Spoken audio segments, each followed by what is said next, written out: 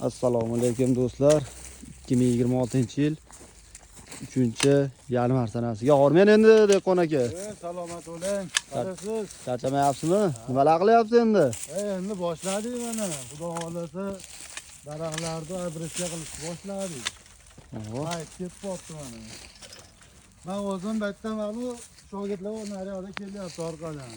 Oldida ochib berib ketyapti. Ustakamiz mana katta qaychida kesib beryapti.